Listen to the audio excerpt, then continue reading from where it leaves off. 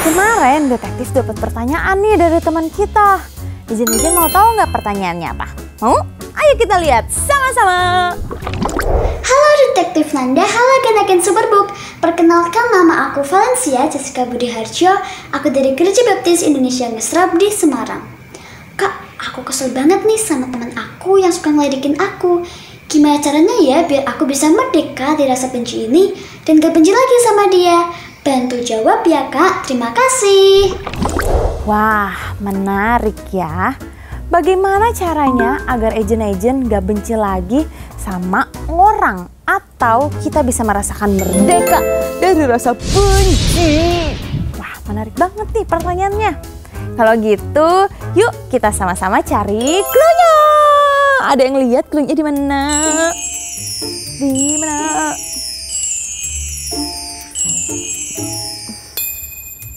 Satu, dua, tiga. Coba siapa ini? Yuk kita cari yang lain. Wow, apa nih? Satu, dua, tiga. Seperti bangunan. Apa itu? Ayo kita cari yang lain. Terakhir. Di bawah. Satu, dua, tiga. Bunga. Oke, kalau begitu kita sudah dapat 3 clue-nya. Tapi kita tidak tahu apa arti dari clue-clue ini. Saatnya kita cari bantuan deh daripada kita bingung sendiri. Ayo, kita sekarang cari bantuan dulu. Makanya kita harus pergi. Semuanya siap untuk berangkat dan berpetualang hari ini. Oke, ayo kita berangkat.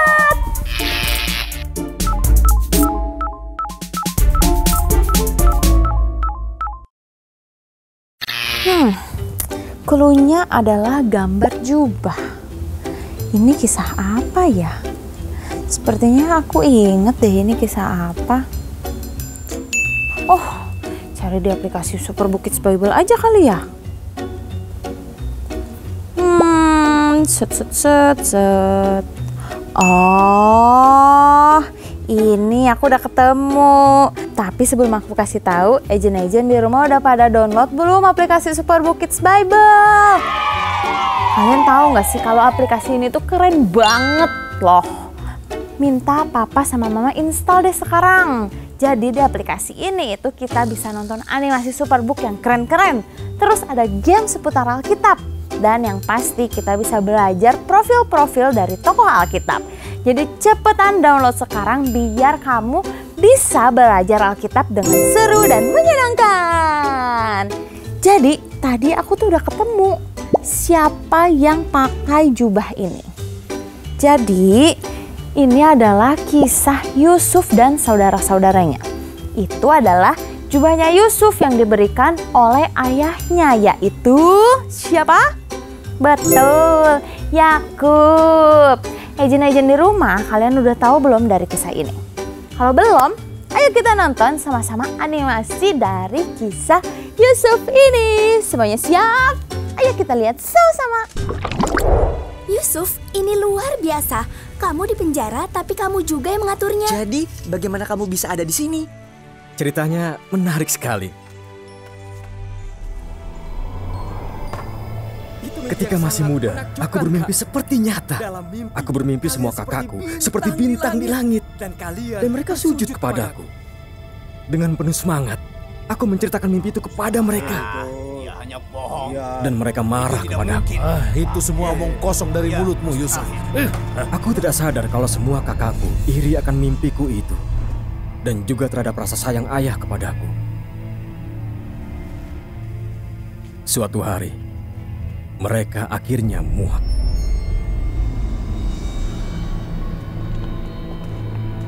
Kakakku sendiri menjualku sebagai budak. Aku mendengar bagaimana mereka akan menjelaskan pada ayahku bahwa aku dibunuh oleh binatang buas.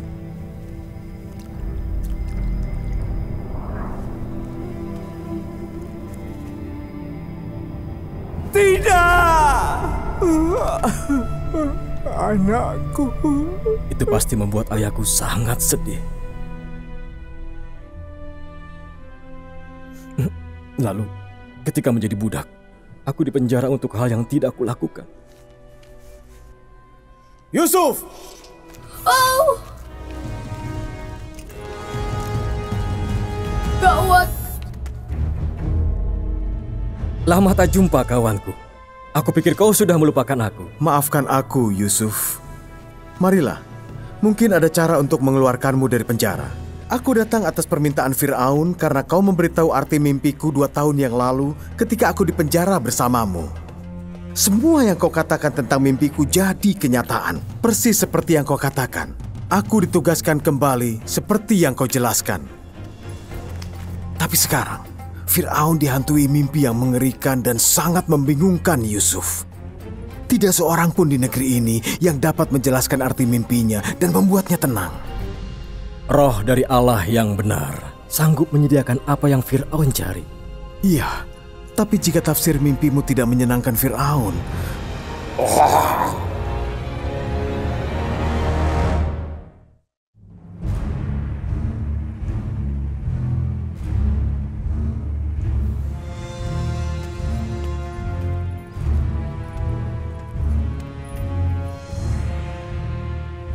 Aku mendengar tentang dirimu kau dapat menafsirkan mimpi. Betul begitu? Allah yang akan menjawabnya, Fir'aun.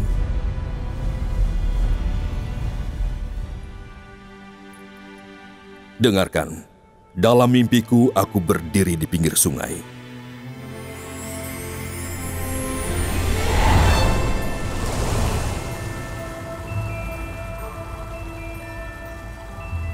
Tiba-tiba 7 lembu muncul dari sungai.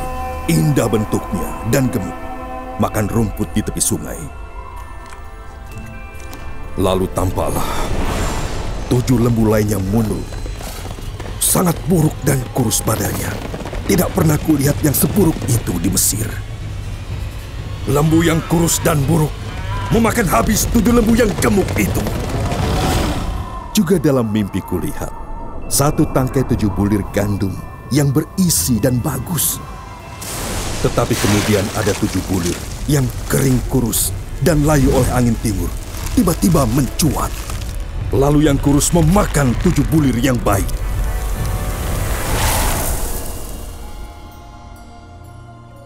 Kedua mimpi itu sama. 7 lembu yang baik adalah 7 tahun. Dan 7 bulir gandum yang baik juga 7 tahun. Dan 7 lembu yang kurus dan buruk setelahnya juga 7 tahun. Dan 7 bulir gandum yang hampa dan tertiup angin timur adalah 7 tahun kelaparan. Allah memperlihatkan apa yang hendak dilakukannya. Ketahuilah, akan datang 7 tahun kelimpahan di seluruh tanah Mesir. Tapi kemudian timbul 7 tahun kelaparan, dan segala kelimpahan itu akan dilupakan. Mesir akan kelaparan. Maafkan hamba, Fir'aun. Jika Tuanku tidak menyusun rencana menyimpan panen dari tahun kelimpahan, Mesir tidak akan bertahan.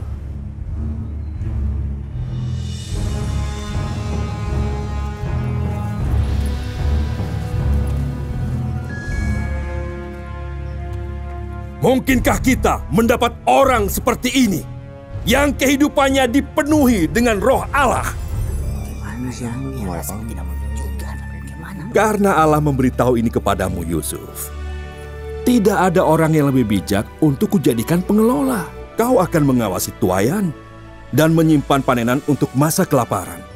Kau akan menjadi gubernurku, tangan kananku di Mesir. Semua orang harus tunduk padamu.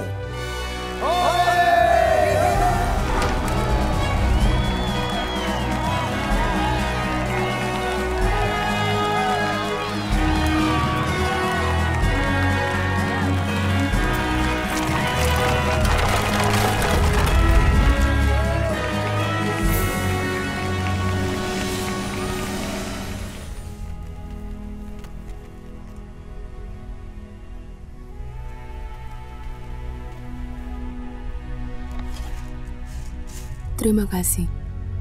Berapa lama kita sudah di sini, Gis? Sudah cukup lama sejak Superbook bawa kita melompati waktu.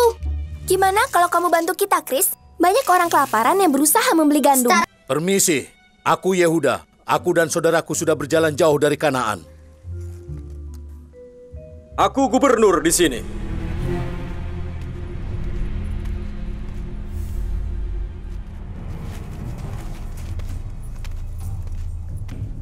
Kalian datang dari mana? Dari negeri Kanaan untuk beli makanan. Mata-mata. Tuanku, kami 12 bersaudara. Yang terkecil Benyamin, ia bersama ayah kami di Kanaan. Dan adik kami yang satu lagi telah mati. Aku akan selidiki siapa kalian sebenarnya. Demi Fir'aun yang hidup, kalian tidak boleh meninggalkan tempat ini kecuali adik bungsu kalian juga datang. Pengawal, bawa mereka.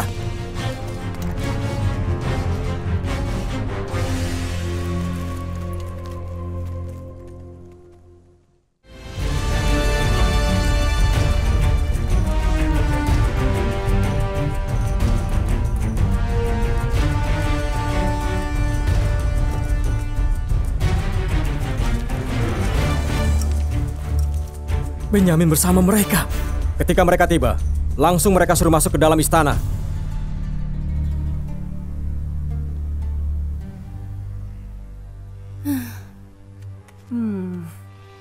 Chris, Joy, kalian di sini? Maaf. Kalau kalian terpaksa menungguku seharian. Apa yang terjadi? Kau sudah menghukum kakakmu? Tidak. Aku beri mereka makan, beri gandum, dan menyuruh mereka pulang. Kenapa kau malah menyuruh mereka pulang? Kenapa tidak disuruh sujud padamu? Dan Tuan, saudaramu kedapatan pencuri. Pengawal telah membawa mereka kembali.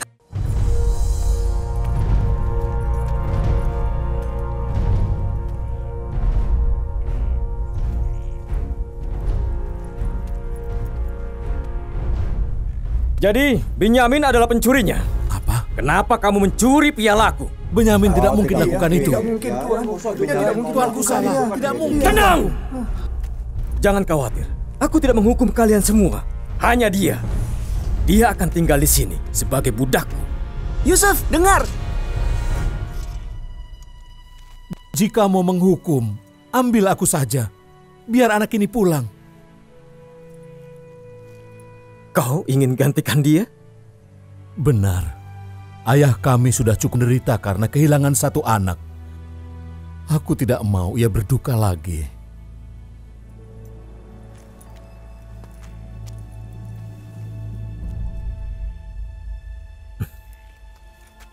Piala itu tidak dicuri. Itu hanya ujian. Aku perlu tahu apakah kakak-kakakku sudah berubah. Kakakmu? Perhatikanlah. Aku Yusuf, adikmu yang sudah lama menghilang. Aku sudah berubah. Dan sekarang aku tahu kalian juga sudah berubah.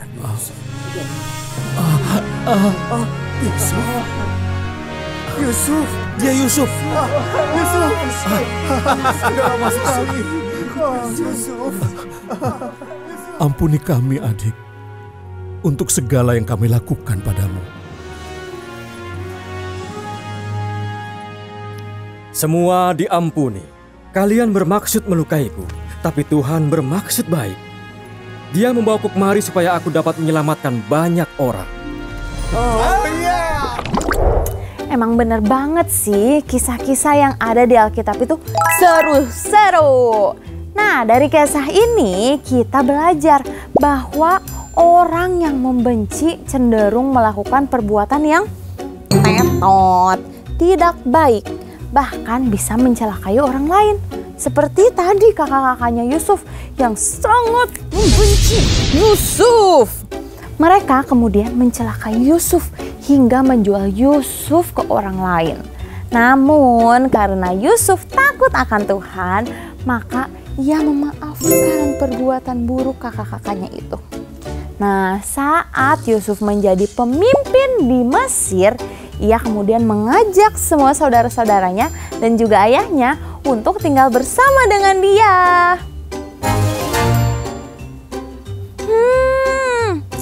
Oke, jadi salah satu cara supaya kita bisa menjadi anak Tuhan yang tidak membenci lagi adalah dengan memaafkan orang yang telah menyakiti kita. Sama seperti Yusuf yang telah memaafkan saudara-saudara yang telah membencinya.